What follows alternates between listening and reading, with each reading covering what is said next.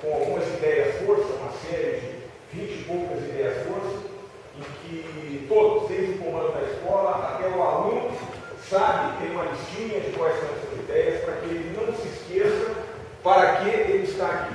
Então, ideias, por exemplo, como a administração da violência pelo Estado, somos nós, instrumentos dessa violência institucional, que ele será o comandante no ambiente certo do combate moderno, que ele está sendo preparado para o combate que nós, hoje, não sabemos como será. Direitos humanos e diversidade cultural faz parte do nosso vocabulário e ninguém melhor do que nós, os militares, sabemos que o nosso patrono, Duque de Caxias, embora não existisse ainda a palavra direitos humanos, foi quem melhor empregou o respeito aos direitos humanos no ambiente de combate. Então a gente tem explorado muito isso com o nosso aluno. Crescer na diversidade, empatia, porque serão futuros comandantes, o rigor fraternal, tratar o subordinado e entender o que é tratado assim, da mesma forma que o pai trata um filho, da mesma forma que o irmão mais velho trata o irmão mais novo, dando umas palmadas quando necessário, mas sempre perder o aspecto fraternal e rigoroso dessa relação do superior com o subordinado. Honestidade, coragem, moral, etc, etc. Aqui segue nossa lista de ideias que temos trabalhado, ou seja, nada diferente da nossa época, da época dos senhores como aluno. Só que agora, como tudo tem que melhorar, a novidade do meio universitário, e às vezes muitos do nosso poder se apaixonam por aquilo, mas depois quando a gente começa a aprofundar e vê que não é nada diferente do que a gente fazia, por exemplo, na instituição mental. Então, o ensino de competência, ele visa mobilizar ao mesmo tempo de uma maneira interrelacionada conhecimento, habilidades, atitudes, valores e experiência, para permitir que quem recebe o conteúdo futuro comandante de governo possa decidir e atuar em situações diversas que muitas vezes a gente nem sabe quais são. Se nós pegarmos um PP, um período básico de instrução, aqueles que se lembram do período básico, ali nada mais é do que o ensino de competência, em que nós, por exemplo, fizemos uma instrução no campo e aproveitávamos para aplicar o desdobramento, o emprego do grupo de combate, ao mesmo tempo operávamos no rádio, ao mesmo tempo tinha alguém que aplicava técnicas de socorros. Então, isso é o ensino de competência, que as disciplinas são integradas e as situações elas são contextualizadas numa situação militar. Então, lá fora, no meio civil, comemorativa ao evento, e vamos ter a participação de dois ex-alunos aqui que vão dirigir a palavra a todos, o Coronel Tuller e o ex-aluno Vargas.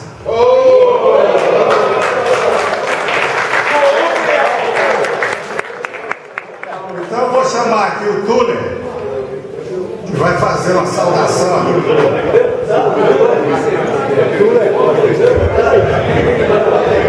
Bem, pessoal, eu gostaria de cumprimentar as senhoras que estão aqui presentes, nossas esposas, mães dos nossos filhos, avós dos nossos netos, e gostaria de cumprimentar também todos os companheiros que estão aqui. Eu vou mudar um pouquinho o script. Vou fazer uma pequena resenha do que nós vivenciamos aqui na escola preparatória. Eu tive a felicidade de vir para a escola preparatória, eu não tinha 15 anos ainda, eu tinha 14 anos. Então, num sábado, no início da tarde, nós tomamos 2 ônibus da Cometa e viemos conhecer o desconhecido. Foi uma viagem, passamos a nos conhecer, né? Passamos a nos integrar. Eu me lembro que paramos em São Paulo e tinha uma jovem senhora, provavelmente da noite, tomando conta da banca. E com certeza, coisa de garoto, algumas revistas desapareceram da banca. Aí chegamos aqui, os motoristas nos deixaram lá na antiga rodoviária, ali perto da estrada de ferro, acho que é Mogiana, né? E aí da escola preparatória logo ali, e nós viemos. com as nossas malas, acreditem vocês, andando no domingo de manhã. Me lembro que passamos pelo presídio feminino, tinha umas damas que estavam cumprindo seu dever social, houve um breve diálogo, até um pouco pesado, dos jovens com as damas que estavam presas. Depois de muito tempo, conseguimos pegar aquele ônibus de chifrinho vermelho e bege e conseguimos chegar aqui na preparatória. Senhores, era um projeto de escola, realmente nos assustou. Só tinha uma pequena parte da escola pintada de rosa, a torre era inacabada. E fomos recebidos por uma comissão de repetentes, alguns que estavam em processo de jubilamento. Esse foi o nosso cartão de visita na escola preparatória. Chegamos, tivemos o primeiro contato com o alojamento. Aqueles que nós visitamos, separado por uma fileira de armários, com cama dos dois lados, cama de madeira. Ali estava a primeira e a segunda companhia. E depois fomos ao rancho. A surpresa também não foi agradável. Naquela época, a qualidade da comida, principalmente no final de semana, deixava a desejar. E iniciamos o nosso périplo ao longo de 3 anos aqui nessa casa que consideramos a mãe da nossa cidadania. Foi um ano bastante difícil. Aquele dado que está lá é um dado que eu tenho na minha cabeça. Nós éramos 180 e muitos foram ceifados ao longo desses anos, desse ano principalmente. Nós tivemos um contato, a física, Coronel Schumann, que nós temos em viva memória, o reverenciamos, mas foi um momento bastante difícil. Me lembro que na época havia sido chegado ao Brasil um livro chamado PSSC.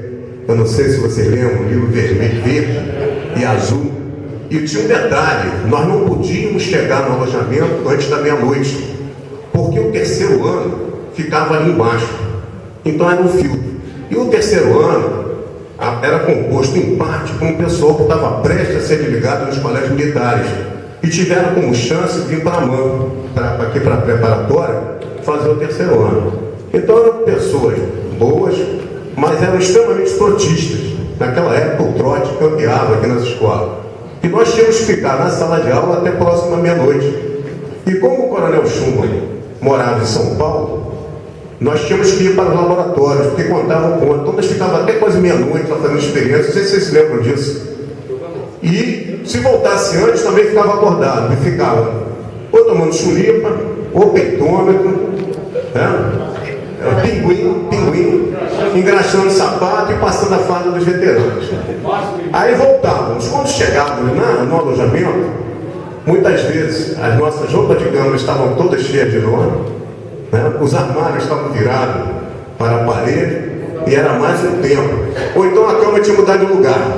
Até achar a cama era mais um tempo. De manhã cedo, quando acordava, muitas vezes nós tínhamos que ter a preocupação de olhar o que tinha dentro do sapato, porque ali havia muito escorpião. Lembram disso? As vidraças não tinham janelas. Tem uma época aqui, não tinham vidraças. E o vento entrava por aquele alojamento. Realmente era uma situação bastante desconfortável. E só para vocês terem uma ideia, o rigor que foi a nossa formação, nós de 180 passamos só 90 para o segundo ano. Ficaram 2 turmas de reta. Cada turma tinha em torno de 45. Então só para aí vocês vejam a metade, 90. Eu particularmente, eu dei sorte. Porque eu entrei aqui muito cedo e eu preciso até fazer uma análise, que o dia que eu fiz 15 anos, eu estava na aula do falecido professor Souza Lobo. Ele chegava assim, olha, vocês, não adianta, vocês não vão conseguir aprender o que eu estou ensinando, vocês são muito limitados. E com certeza vocês vão ficar reprovados. Essa era a didática usada por ele, estou mentindo? Né? E aí eu cheguei, um dia estava tão assim, sob pressão, que eu olhei no quadro, botava no finalzinho do quadro, dia 2 de março, aula tal, 2 de março de 1966, foi por meu aniversário. Eu lembrei do meu aniversário durante uma aula do Coronel Souza Lobo.